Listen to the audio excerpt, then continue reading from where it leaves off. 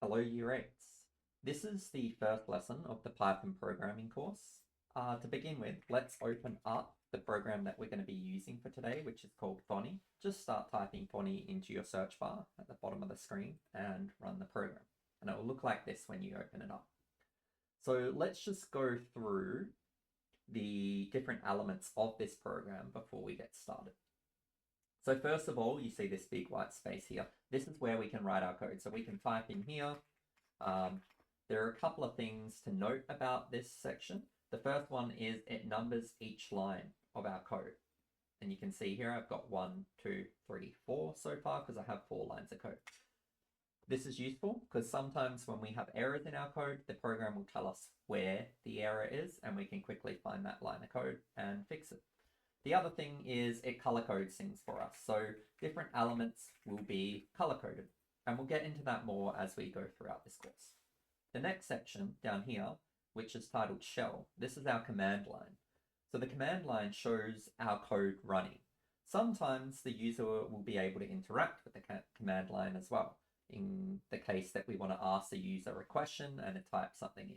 Now, because all the code we're doing for this course is text-based, we'll be using the command line to test and run our code. Finally, we have our toolbar along the top here. It's a few options. All you really need to use for this unit is the new, open, save, and run. So new just creates a new document, and we can have multiple tabs open at once, just like a web browser. If you want to close one, you can click cross. Notice right now it says untitled. We're going to fix that. We're going to actually save this blank document. So you want to go to your OneDrive, find your Year 8 folder, create a folder called programming, and then call it lesson 1. And I'm just going to save over this one I've already made. And now here it says lesson 1. So just pause the video, complete this, and then we will move on.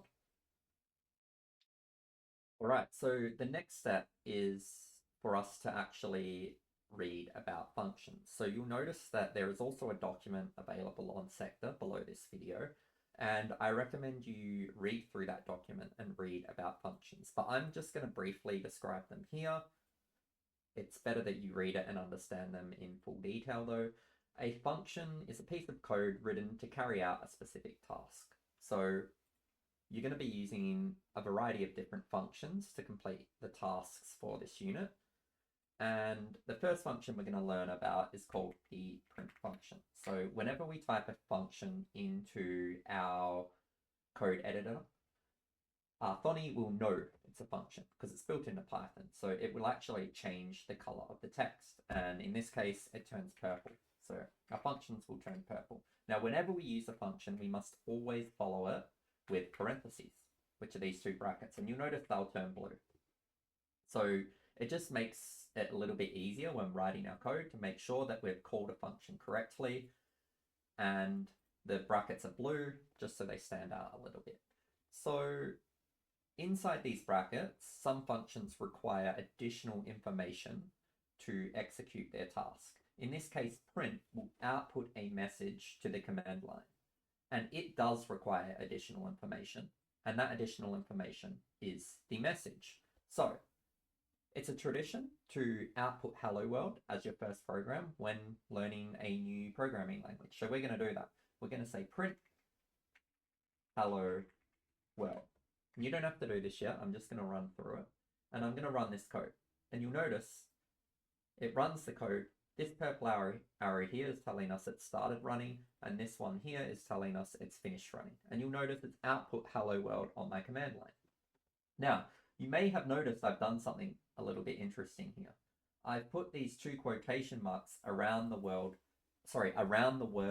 hello world. The reason for this is that if I don't have these quotations, you'll notice the text turns black or just the standard automatic color. That's because it thinks right now this is code. And we're telling it to print out some text. Now, a computer doesn't know the difference between code and text without us telling it. So when we want the computer to interpret the data as text and not think it's part of the code or a line of code, we need to put quotations around it. And this denotes that it is a type of data, in this case, a string. What is a string? Well, a string is a data type that a computer can interpret. And strings are made up of lots of different characters, letters, numbers, etc. So anything you can type on a keyboard that comes out in a text editor is considered a character. So the @ symbol is a character, a space is a character, a plus is a character, capital J is a character, 3 is a character. We can put characters within these quotations to tell the computer that this is a string, some text that we want to work with. In this case, this text is what we want to output in the print function. So I could put whatever text I want in here. This program has started. I run the code, and now it will say this program has started. So the first thing I'd like you to do is copy down what I've written, type in hello world, and run your code and see if it works. Now, once you've got your code working and you run it, you should also have the output hello world. If you had some text that was maybe red or in another color, for example, if I run it now, see how the text is come back as red? That's telling us there's an error. And errors can be a little bit confusing to read. Generally, somewhere in the error, it'll explain to us what the problem is. And it's saying name error, name print is not defined. And what it's trying to tell me here is that print isn't a function because I put a capital P in here. Now, functions, well, just as a general rule, functions should not use capital letters. They should always use lowercase letters because the computer does not think the word print is the same as the word print with a capital P because this P letter is different. It's important to understand computers think very literally, and if you create or if you have a grammatical error in some of your code, your computer is probably going to pick that up and get confused. So we need to be very careful when programming. Now, if you did not put quotations around the hello world as well and run your code, you'll also get an error. And here it's saying it's a syntax error, invalid syntax. Now, what is syntax? Well, syntax is another word for, I would explain it as programming grammar. Syntax are the rules for writing our code, and if you don't follow them, you'll encounter errors or the computer won't understand what you're trying to say. And something else you'll also notice here is there is an assistant in Tony. Now, the reason why we're using Tony, and I really like it, is because it's made for beginners or Python programming beginners. So it has this little assistant pop up and it will tell you what it thinks it might be the issue. Now, in this case, the issue is we've got the wrong data type. And it's saying here, Python doesn't know how to read your program. You can report a bug, you can search the web for the issue, but in this case, we know it's just because we don't have quotations. So we fix that, we run our code, and it should be better. And here it's saying our code now looks good. So this assistant might be helpful. I know it can look and sound a little confusing when these errors pop up because they use very logical and explicit terminology, but it's something that you'll get a better understanding of just as you gain experience while programming. But just to summarize, functions will go purple. We should always follow functions with brackets. We have learned about one data type so far, and that is strings, and we denote a string by using quotations around the string. Now, what's interesting to know is that we can't use this symbol in our string, because if we look here, it thinks that's the end of our string now. So we can't use that double quotation anywhere inside our string. So what do I do if I want the computer to print out the message with this quotation in it?